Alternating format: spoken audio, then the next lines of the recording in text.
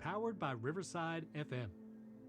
Hello, this is Marci Talks Money and Life, and I am Money Marci. Welcome. I appreciate this opportunity to meet interesting people who are able and willing to share their stories about their financial journeys. And my guest today is Julieta Duvall. Julieta is an alternative education mom and aviation professional who's been living life differently for nearly 20 years. She shares real stories and practical insights on partnering with children and creating a life outside the conventional path. And if you tune into her podcast and social media, you'll find inspiration, guidance, and a fresh perspective on parenting, learning, and living.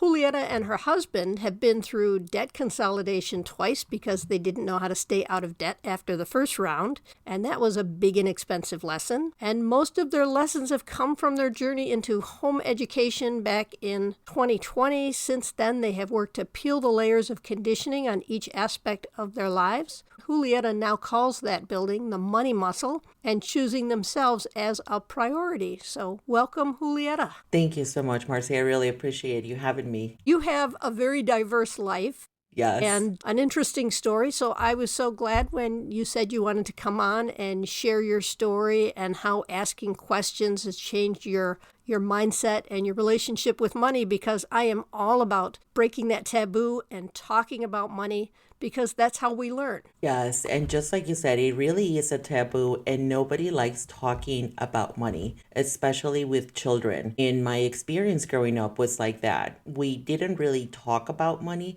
but we felt the strain that had on my parents the aspect of credit card debt. As I was listening to you, reading a little bit of my journey, is that when I met my husband, a big step in our relationship was to make sure we both didn't have a lot of debt. Like, we were ready to combine our finances. We knew we wanted to build a life together, but we both knew how impactful money was to a relationship, in a good and in a bad way. So we made it like kind of like a date, and we gather our finances and make sure that we were in a decent, in a decent state, not a lot of debt, and that was that. So it felt like we were on a good learning experience together because we had seen our family struggle for money, and yet we did it twice, actually. It was a very expensive lesson, like you said. Well, that money date, I love that. That's something I recommend my husband and I do regularly, where we make it a point at least once a month, usually at breakfast, just because the restaurants are quiet and it gives us an opportunity to go out and change our environment, to just kind of make sure we're all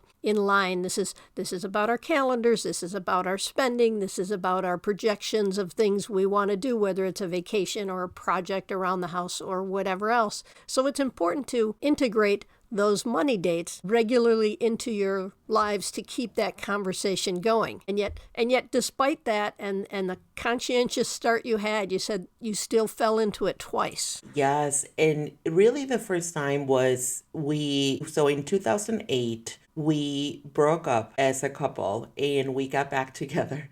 And so as we got back together, we realized that we needed a place of our own. My husband bought his house from his mom, his childhood home, and he didn't really feel like mine. So I think at that point, it was like me thinking that I wasn't in a home that felt mine. So we bought a home and we couldn't sell his house. So we fell into real estate because we couldn't sell the home. That was, 2008. It was like the financial crisis, so many foreclosures at that point. So we fell into this renting this house, and we had no experience doing that. So we did it. And then we moved into this beautiful home in Oxford. It was on 2.5 acres. So there were a few pieces that we didn't really know. We had never lived in a house with an LP gas tank. We had never lived in a house with a well. And when we first moved in there, the winter months, so LP, are you familiar with LP tank? Not enough. I've never lived in a house with it. So if you could. An LP tank, you have a company come out, and this is mostly in remote areas, and they come out and they fill the tank. And it's a bill. So usually in the winter months back in 2000, so we moved it in there in 2009. So 2010, we were filling the tank for $600 a month. It was expensive. It was the price of the tank, but we also had windows. We had window casings, wood casings that the seals were broken. There was no heat. The house was not the house was not being heated. Heat was just going out through these windows. So we had a $600 bill on our monthly expense. And we had this windows that they quoted us because we had so many. I think back then it was like $35,000 to replace. I'm like, where is this money going to come from? So we kind of went on not really seeing. I feel we were both afraid to look at the numbers. And we got to a point where we would pay our bills. And then after that, we would have $30 left for the next 2 weeks. We both got paid sometimes on the same date, and sometimes cycles fell that we got paid every week. He got paid and I got paid. We had no children at this point. It felt like we were just living, but also we didn't really want to make change. And finally, we were forced really to make this change. So we entered debt consolidation at that point. And it was a relief because when you enter debt consolidation, what they do, the company negotiates your credit card rates because we were at credit card rates for 22%, 20%, and they negotiated down to like 2.5%, 3%. So we were doing one lump sum payment to this debt consolidation company. And it felt like a relief. But here is the thing too. Our goal at that point was to get out of debt. We didn't look, which is what we're doing now, how the money muscle is being built, what I call, we didn't look at the patterns of our spending. So we were both emotional spending. And I find that some people, we are conditioned to pay our bills first thing and foremost. And we are conditioned to pay other people first. So we pay our mortgage, we pay our car payment, we pay our cell phone, our internet. We pay other people first. We had no money to save for ourselves. And we had no money to, as you could say, when you buy something and you say, well, I deserve it. I work for it. We had no money or no bank account, no savings that could hold those purchases for later. So they were emotional spending purchases, and they were completely on credit card debt because we had paid everyone else and we forgot about ourselves in the process. But what do you say to someone who says, okay, so we're going to make it round numbers, even though it's not realistic. I make $1,000 a month. And if I pay myself first, then I can't pay the mortgage, the cell phone, the car payment, the required bills. So how do you pay yourself first and yet pay on all these required things that you owe? So the way I see it is I dream big, but I start small. If I cannot save, because sometimes I can't really, even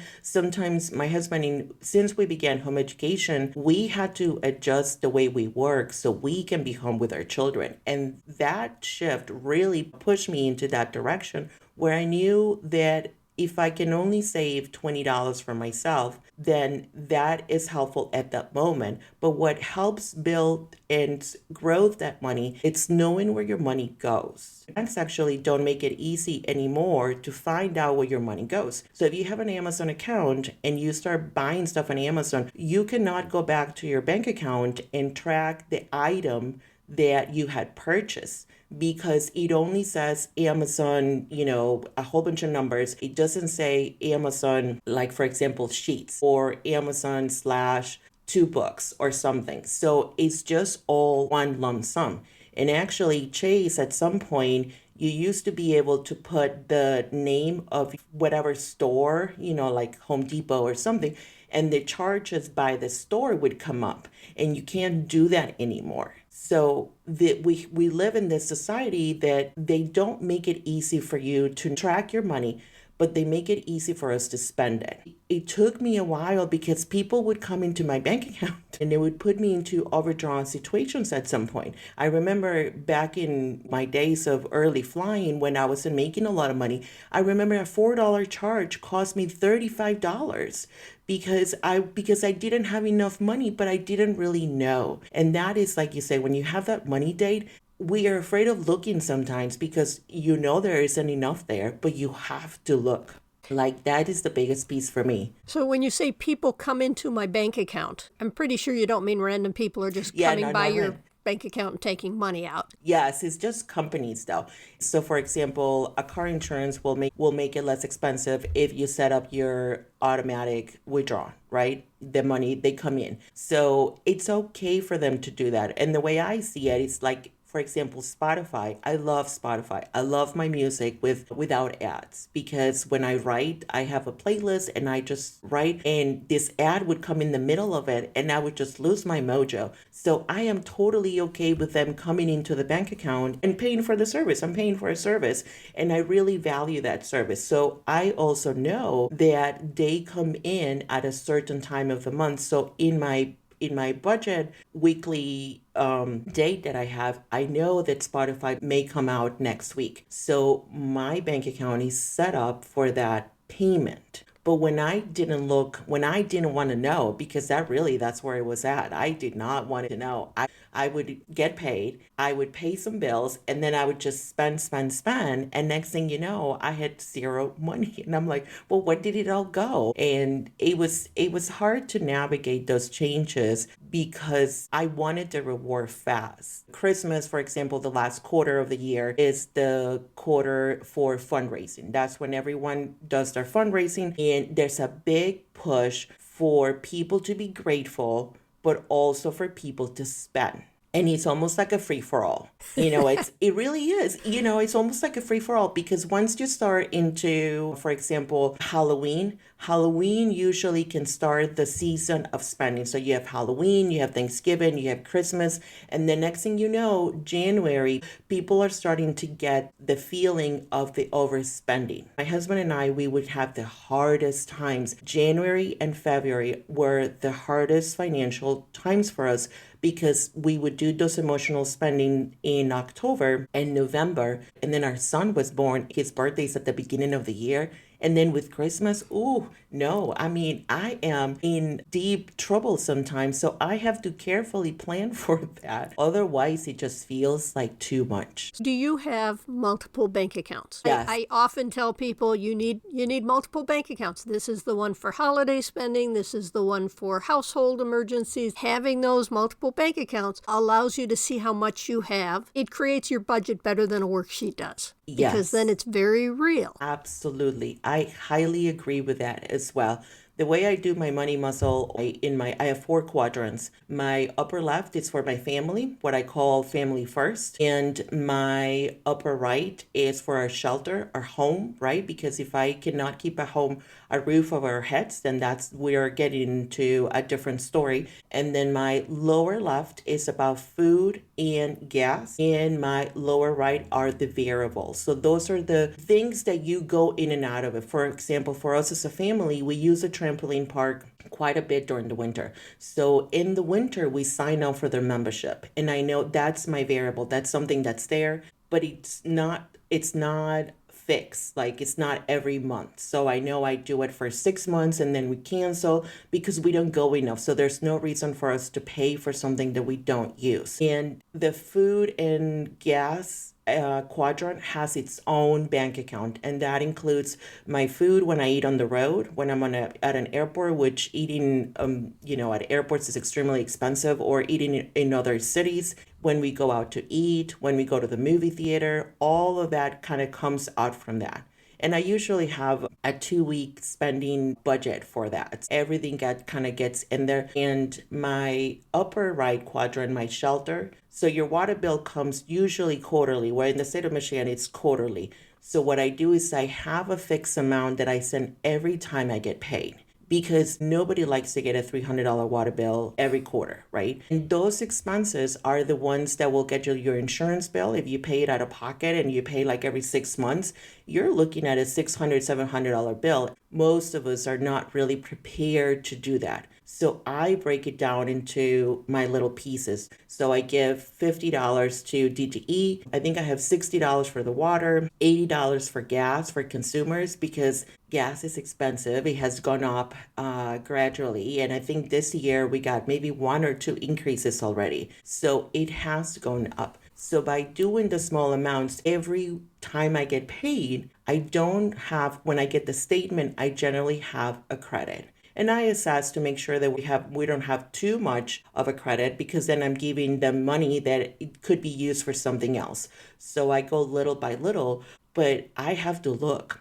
And believe me, I did not want to look. I mean, nobody likes to look. I was paying for stuff that I wasn't using. I think we got ABC Mouse at some point when we first started home educating, and I was paying, I don't know, I think at one point it was like $9.99, and it would come from the iPad. So it would come through Apple, and those memberships are the ones that they will sneak up on you. I would assess, when I first started this process, the first step was knowing where the money was going. I'm like, so we do make a decent living. Where is this money going? Because I sure feel like I'm not making anything. So I was feeling frustrated, so knowing where the money goes kind of got us where we are today. I think that's real important, and a lot of people get frustrated because they Yes. see, oh, I need a year's worth of spending. Well, that's fine. I'm not telling you to go back a year. I'm telling you, I don't know, start at the beginning of the month, start at the beginning of the week, start where you are now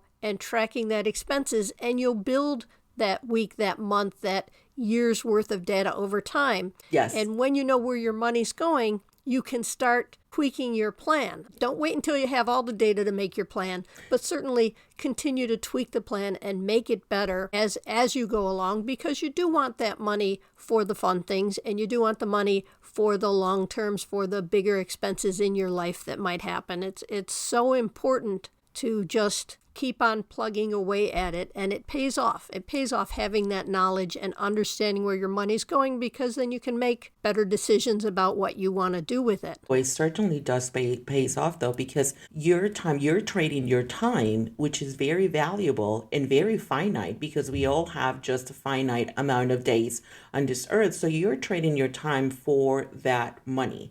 And that's okay if you know how your money is going to be used or how you want to use it. It doesn't matter if you want to buy a pair of shoes every week, you can still do that, but you are making that conscious decision that that's how you want to spend your money.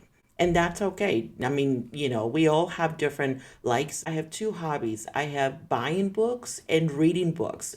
Buying books is a whole different thing. I love buying books. Like, I literally will go to a bookstore and just buy every book. I don't always read them, but I get such a satisfaction from buying them. So it doesn't matter what it is, but if you start to work your wish list within your budget, then it becomes something that's permanent. So it's not something that you're going to be doing once a year or every 6 months in big amounts. And I think that's kind of what we tracked down for us was the big purchases that would come about October and November, and then some of them in the middle of the year. With summer, with spring, we would start feeling like we needed something for the house that needed to be done. We would do big purchases like appliances or something big in the summer. So we had a Home Depot credit card for a very long time. Don't do it. I don't recommend it. So we tracked our purchases. Were emotional because we felt that we needed to reward ourselves, and we did.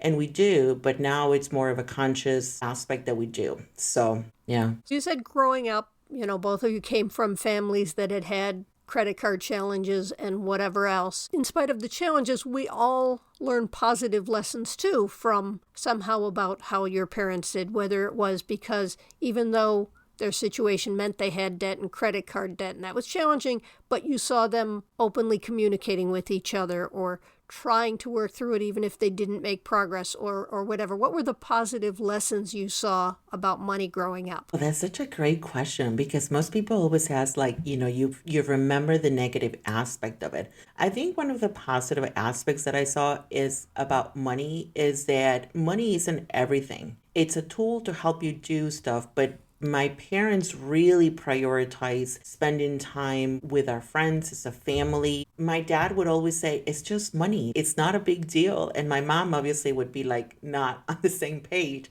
because she was the one doing most of the budget and stuff like that. And so she was the one that had to sacrifice a lot because my dad was actually the one that would spend money, through credit cards. But some of the family times that we have as a family were spent on credit cards. So I got that legacy almost that prioritizing time with your family through credit cards was okay because you were important, even though there was like no preparation could happen. My mom is actually really good with money, but I think they didn't work together the way they could have. And they are still together and they still fight about it. And my dad just kind of walks around and just kind of waves. But my mom was really good. I think if my mom had been given the freedom to work with the money the way she would have liked, I think their situation would be a little bit different right now. But, there's nothing like the present, so they're still working through it. Well, that's okay as long as they're still working through it. I mean, so many times relationships have significant issues because of money, especially when the partners have different values. But they're still communicating and working through it, and they both believe family was a priority. So those were great lessons to grow up with. And then the patterns of where we come from, the roots of our own things, even if we don't realize it, we learn about money, even from the things we're not aware of. The subconscious, we saw the values of our parents regarding life, regarding family, regarding money, regarding the choices they make. And then when you're working your money muscle, you're pulling up things from the roots to kind of examine them and determine how to get from where you are to where you want to be. So it's all part of one big tree or river or whatever analogy you might want to use for it. Yeah, it's all part of it though. Without their experiences, I don't know that we would have gotten our own journey, but the credit card definitely started to bring some questions because that's not the way I wanted to live. It really isn't the legacy I want to leave for the boys either. Like for example, my father-in-law, his wife passed away and he didn't know that she had like 5 or 6 credit cards. So he got stuck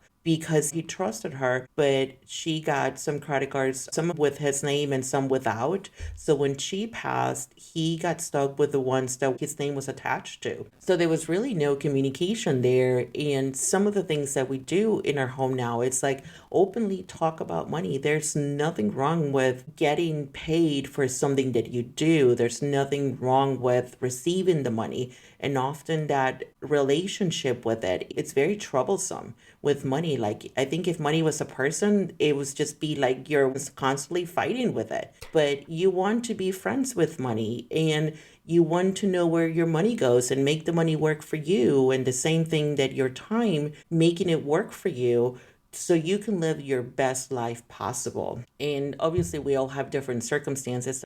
It's hard. I see in on next door, it's like people losing their jobs, people not being able to have enough food. I completely agree that there's so much at work right now prevents us from really living our best life, but we can only control what we do. And once you start looking at your own situation, where your money comes from, where your money goes and how you want to spend it, then you begin to shape the life that you want. No, that makes sense.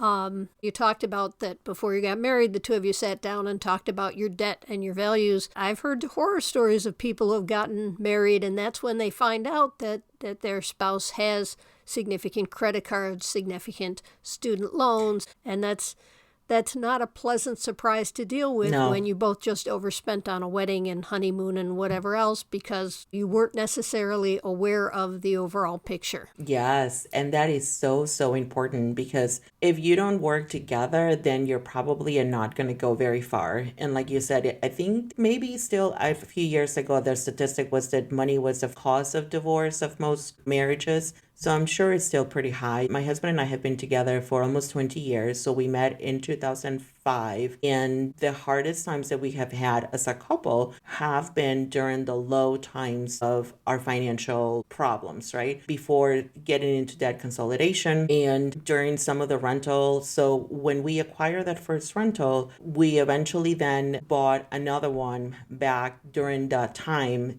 2008. We wanted to fix it. So we did. My husband's very good. He's a very, very, very talented person when it comes to construction, building, everything knowledgeable. So he did all the work. So some of the credit card debt that we acquire were because of the houses in hopes that we would build a portfolio of rental homes. And it was really hard to go through that because he would go to work, then he would go to the house, and then I was away on a trip or something. So I wasn't really contributing too much. He would almost get upset when I would go to the house because I would start working on something small, obviously. And then I would sit down and I'm like, okay, I think I'm done here. And I would leave. And he still talks about that. And I'm like, there wasn't really a lot of communication back then.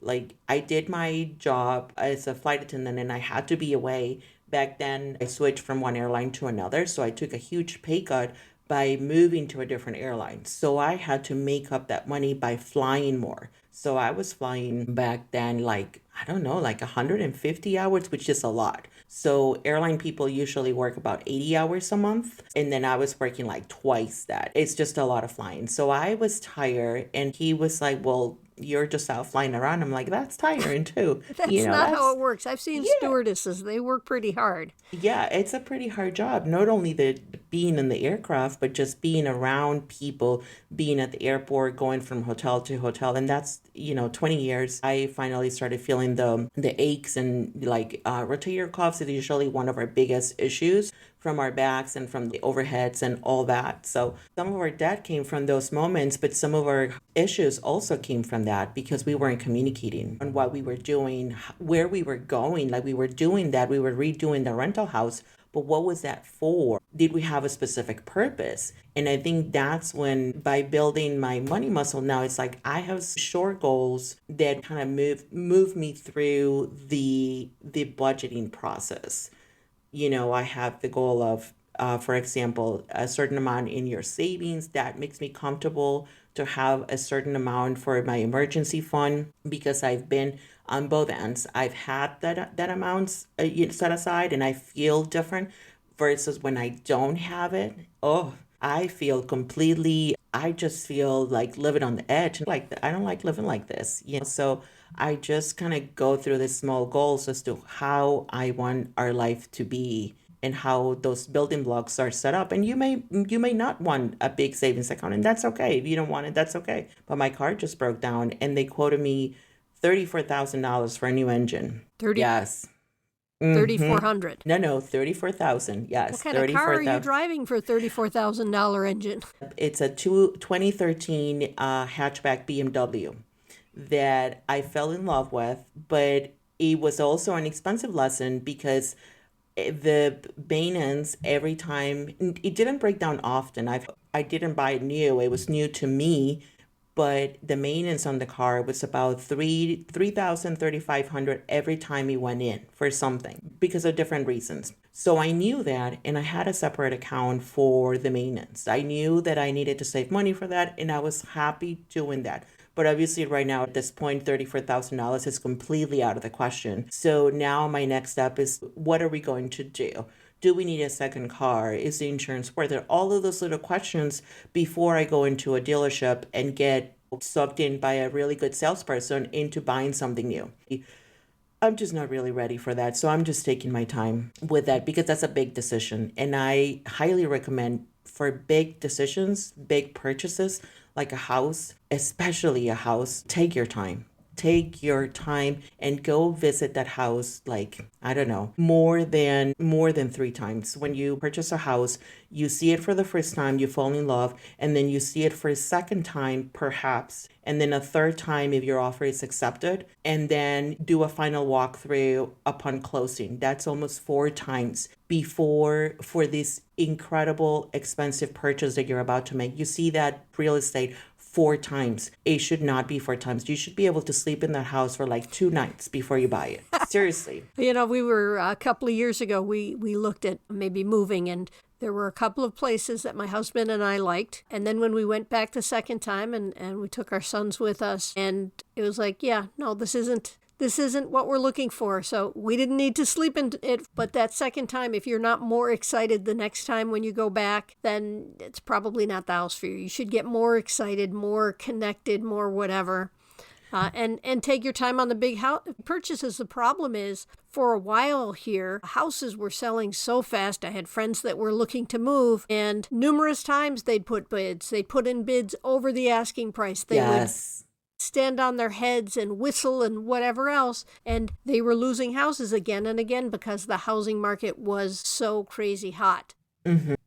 But even so, unless you need to, you know what, if the housing market is hot, that's a great time to not be there, because that's when the houses are more expensive than what they reasonably should be. Yes, it is so true. And people were doing the no appraisal guarantee, which, if a house appraised for a lower value, they were still going to buy that house by bringing more money to the table. And to me, it just didn't, like you said, some people really needed to purchase another house, but if you don't really need to, then maybe that really isn't the property for you. You don't want to give more money than something is worth, or get into a new house and be underwater already, according to the numbers of what the bank thinks the house is worth. So it was really, really crazy for houses. We moved 5 years ago. So that was the second time we got into debt consolidation. It's always been real estate related, mostly because of big expenses, stuff that needed to be done. We moved 5 years ago into this house.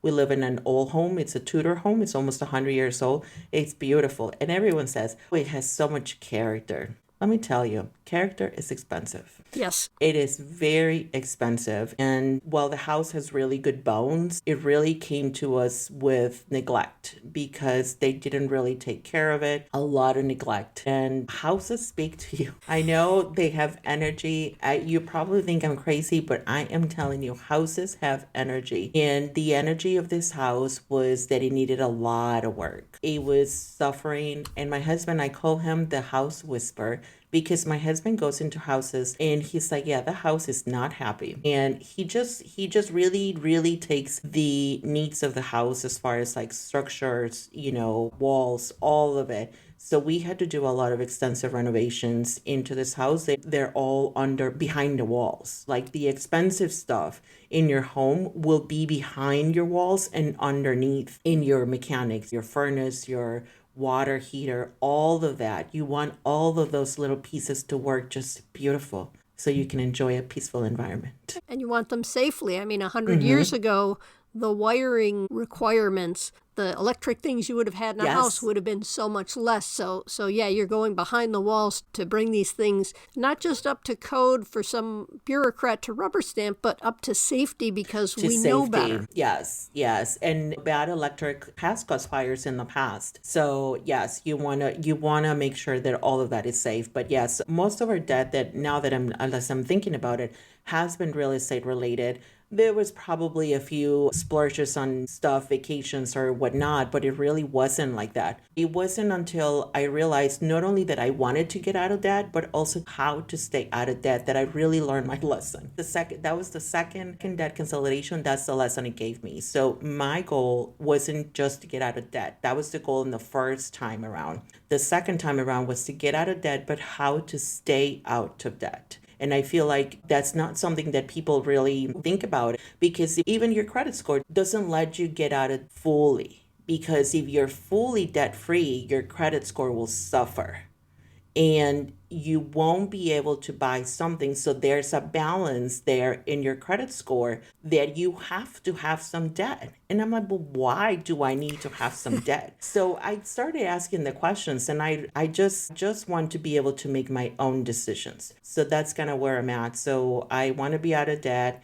and I want to stay out of debt. And to me, by staying out of debt, it's by paying ourselves and our family first, making sure that our structure is nurtured, whether it's with maybe an outing or something, but always doing something to nurture our souls before I give my money that I work very hard for to other people that I don't even know. Because I don't know my mortgage company. I just get a statement and they say, well, give me some money. And I'm like, well, okay. It's just my own version of my best life. That's my version of it. I want to know where the money goes, and I want to be able to give it to services and people that I know. Like, I love going to our small businesses and knowing where my money ends up, and buying stuff from people that may have used it once and now I can give it a second use. I know where my money ends up. I buy a lot of stuff from Amazon, but I stopped our Amazon membership maybe last year, I think. So I haven't had an Amazon membership. So whenever I buy something, I'm very much more conscious of who I give the money to. Because, like I said, I work very hard for it. Now, you've talked about debt consolidation and that you've gone through it twice. Mm-hmm. I've heard from a number of people that they've had bad experiences with debt consolidation. It sounds like yours was positive both times. Yes. So how were you able to find companies that were legitimate, that took real care of you, that you didn't walk away from it feeling that you had just been scammed? That's a great question. I like to say that I like to take credit for it, but I cannot. It was my husband who did the due diligence to find. We went to the company, it's called Green Path, and their structure is, just like I said earlier, they negotiate the rates with the credit card companies, and I think we get charged $50 a month, or that's their fee. So there is a fee to it, but it's all rolled up into your monthly payment. And they do the snowball effect, or the snowball tactic, which is every credit card, if you have 5, your monthly payment will get divide into 5 payments. And once the lowest balance credit card gets paid off, that amount that they used to receive now gets moved over to the one with the lowest balance out of the 4 now.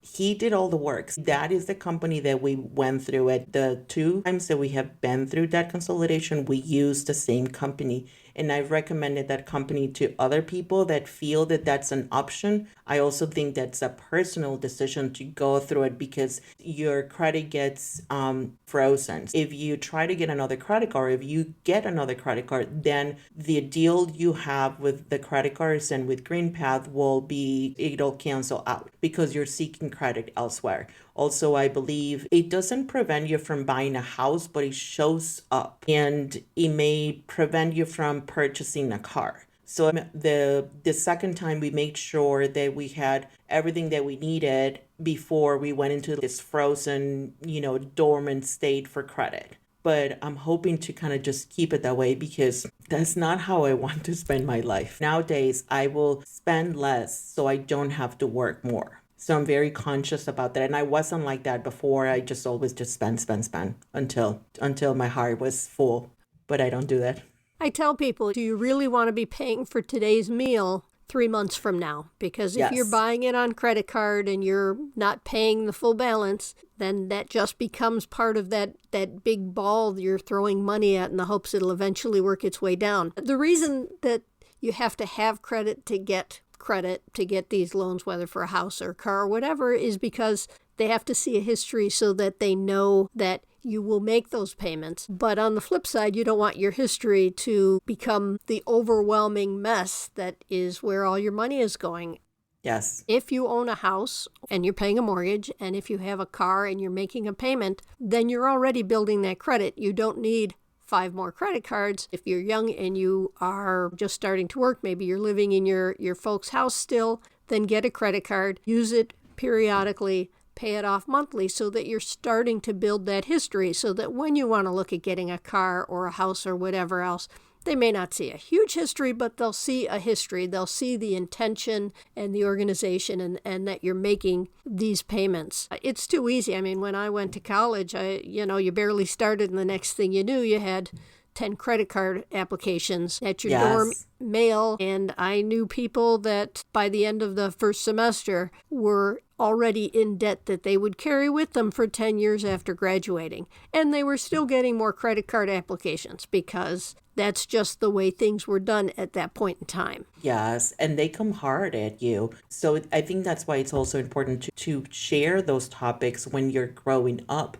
because a lot of us, I mean, I knew my parents had trouble, but I didn't really understand the whole aspect of it. So I just knew that a credit card could get you something, and then I had to pay it back. And if I didn't, I would probably have bad credit. But I wasn't really fully thinking it through per se. So when you're just given the freedom to spend money, or it feels like the freedom to spend, that it just kind of gets out of control because you've never had that freedom before. You've never had that ability to do something like that. In combination with the student loans and credit card debt, it's just a combination for disaster when you just kind of get wrapped up into that because we're afraid to talk about it and to share the learning. Like, feels like we're going to be seen as like, oh, you just don't know anything. But I'm like, if anything I can share from this experience is for you to take whatever resonates. Obviously, everyone's experience with money is different, but if we could just talk about it a little bit more and just help them decide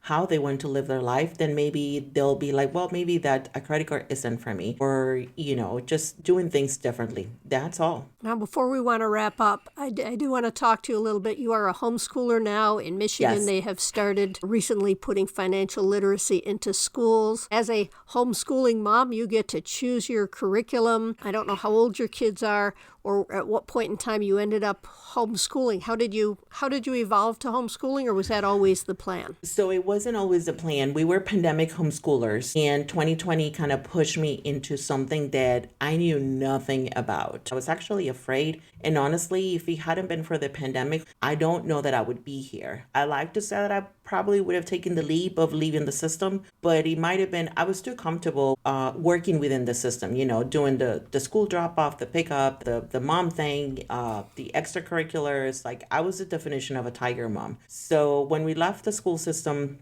because of 2020, we kind of evolved because I realized how disconnected I was from my oldest son. My boys are 11 and 6 now. Back then, 2020, my oldest son was 6. So I was living with him. I was living under the same roof. But when we started homeschooling and we were spending time together, I felt how disconnected we were. We didn't really know each other, and I didn't really think that was right. So we started reconnecting. I went into curriculum frenzy at first. That was another expensive lesson. I spent almost $10,000 buying curriculum. And again, it wasn't big purchases. It was small purchases because, oh, this looks good. This looks good. $20, $30, Amazon, 25, 35, 45, 19. And next thing you know, boxes were just coming to my house. And I'm like, okay. So it was really hard at the beginning. And then the state of Michigan was like, yes, mask, no mask, yes, this, no, this. There was a whole back and forth, the 2021 and 2022. So I said, let's just do it for a year and we'll reassess. And that second year came around, let's reassess. They still don't really know what's going to happen. So let's just stay out another year. And next thing you know, we just never went back. We do check-ins. I do quarterly check-ins with the boys as far as our activities because they're constantly changing. Similar to the money, the money will always be moving. So your budget will always have some variables moving. That's why it's important to look into it because it will always be moving. So our interests are always moving, and we do check-ins.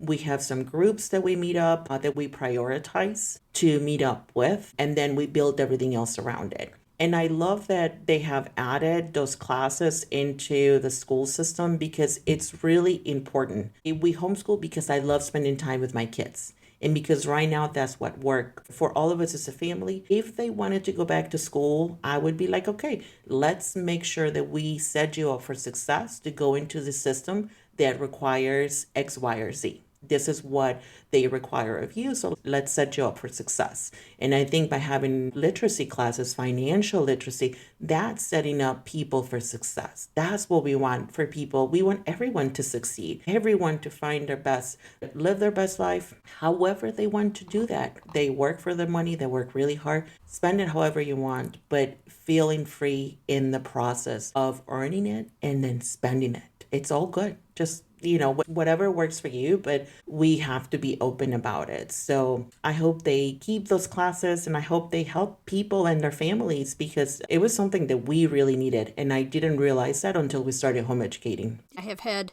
friends throughout the years who have homeschooled for various reasons and in different ways. Yes. And I think it's fascinating. It wasn't for us. I did consider it at some point in time.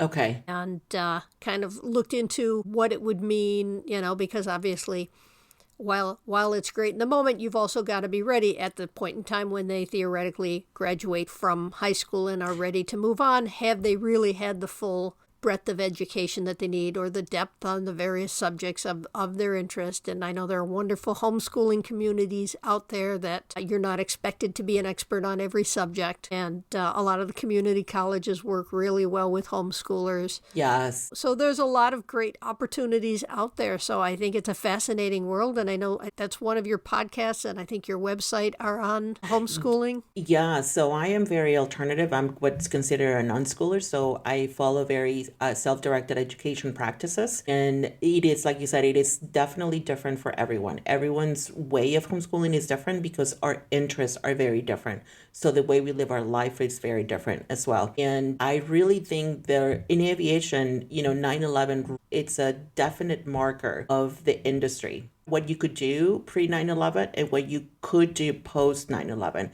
as far as like airport security, all of that. I feel that homeschooling has 2020, it's a definite marker in the homeschooling world.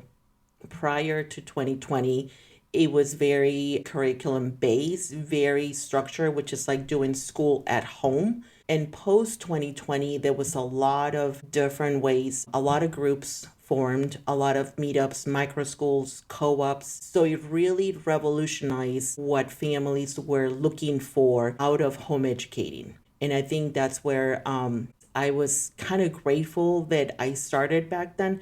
I don't know that I would be here if I had been thinking about homeschooling back in 2014 when my oldest son was born. Even back then, my younger son was born in 2019, and I started thinking about it because I wanted to travel and, do all these things, which we do. But it felt unattainable for some reason. There wasn't a lot of diversity in the homeschooling world either, too. We're a biracial family, so that was important to us, and it was hard to find our core group of people, but we eventually did. And now that's kind of what I do. I love sharing the stories because sometimes I feel like people see home educating as like a dark forest, and you're at the edge of the forest, and you're like, it looks unknown, and it is. But I can tell you that once you walk through the darker paths, which is our conditioning, what we think education should look like, how we do education at home, what they should know. Home educating is very non-linear learning. You still learn everything, it's just not the way it shows up in the school system. So once you get through those darker fears, and I had a lot of fears. Oh, my early journals are full of, I don't know if I can do this. I was afraid. They have a lot of tears. Those pages have a lot of salty tears because I was a hot mess. Honestly, I tell people, if I can do it, if I can work through those conditioning aspects that I had, I'm telling you, anybody can do it. It just takes a little bit of work. And same with the money, it takes a little bit of work and dedication, and it doesn't happen all at once. I've been at this since 2020. And I still have moments. It doesn't stop me from having the moments. They're just not as often. So it's been a beautiful journey. I wouldn't change it for the world, but I know 2020 really changed a lot for a lot of families, and it made it possible for us to do that. I invite everyone to explore. If it is for you, it works. If it doesn't, some people do thrive in the educational system. I did. I was a perfect student. I really was. I have to say that. But I've always loved school. I love instruction. I love learning from a person. So I love the instruction setup. I didn't really love writing papers or getting grades, but I was always a good student. So I love the structure, the schedules, the classrooms, all of that. It was good to me. But it's not probably what my children would enjoy at this point. It doesn't mean that it's not for them later. Both of them are thinking about careers that require a college degree. So we are working towards getting what they need in order for them to feel successful, even though it's still kind of early, but they're both talk about it. So we talk about the preparation that needs.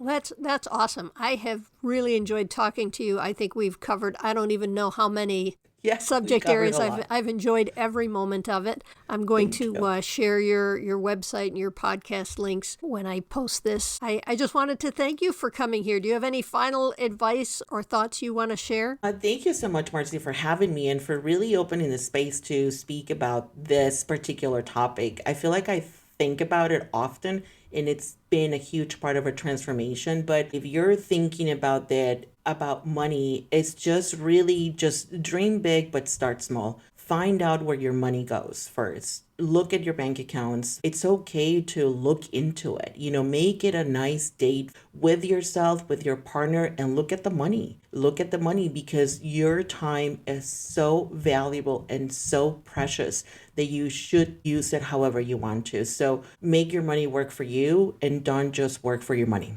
That's it. Thank you, Julieta. So this has been Marci Talks Money and Life. I am Money Marci, and thanks for listening. You got this.